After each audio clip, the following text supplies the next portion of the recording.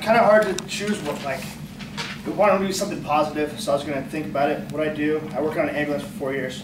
So I see a lot of tragedy, see a lot of happiness, I see a lot of bullshit. A lot of bullshit. So I'm just going to tell you about a call that stood out to me. I started in 2012 in August. I worked Christmas Eve, 2012. Working UCI area. We ended up getting canceled off a call. Kind of coming out the back ways in the dorms. Get to the main street, and then we get another call. It's in like Newport, Irvine border, so I knew we were going to be kind of first on just because our location, we're so close to it. We end up getting to the gate. It's for a chest pain call for like a 50-year-old male. So there's not really much we can do once we get on scene. But then we get to this gate. This gate's locked. There's no way to get in. Our radios aren't working. There's nobody around. It's like 11 o'clock at night. And then miraculously this gate opens. Miraculously. I don't know how. It's some divine intervention. So we're coming in, and we go on scene with our dispatch and our fire department dispatch. We're turning the ambulance around. We see this lady out front. She's holding like a 1-year-old in her arms, just screaming at the top of her lungs for help. So we're just like, okay, yeah, she's freaking out probably, a little anxiety, it's whatever.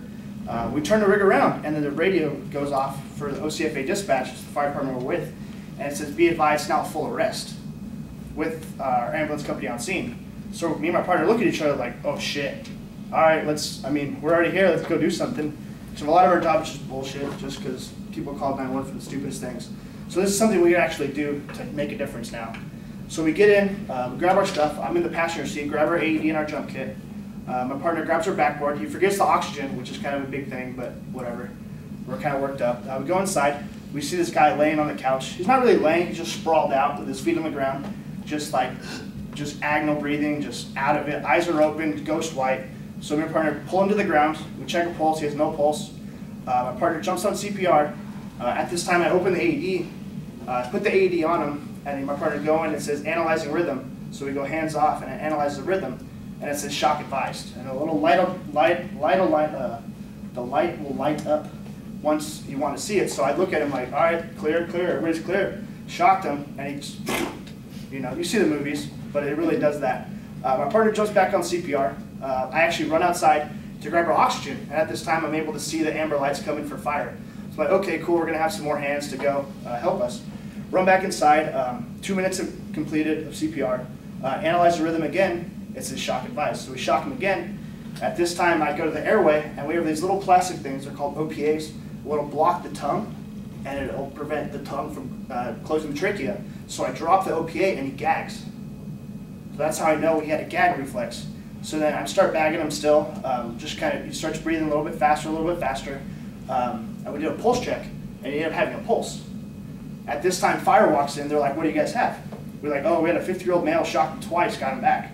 And they're like, shit, what'd you guys do? I was like, hey, that's what we did, So we get him loaded on the backboard, we get him back in, so we ended up running a 12-lead EKG on him, which tells if you're having a heart attack or not. He ended up having tombstones, which is like really serious. His septal anterior infarct. So we're going to the hospital. We're going to Hoag Newport, it's our closest cardiac center. I have the wife in front. She's just bawling out, just like, oh my God, he's gonna die. I'm like, he has a pulse now. We know we're doing everything we can for him. They did ACLS protocols and nitros and all that stuff. And then he starts coding the back. We were like 2 minutes away from Newport. So they work him, and they end up shocking him again as we're kind of pulling into the ambulance bay. And the thing that struck me the most was when we were pulling him out, his wife came out with him, and he was able to talk to her as he was getting out of the ambulance, saying, I love you, I wish you the best, and just so much passion. And it's just like, that kind of just struck me like, we saved this guy's life. If it had been an hour later, he would have probably died in his sleep on Christmas morning. His wife would have woke up to him dead on Christmas morning. He ended up getting 3 stents placed. I ended up meeting him about a month later.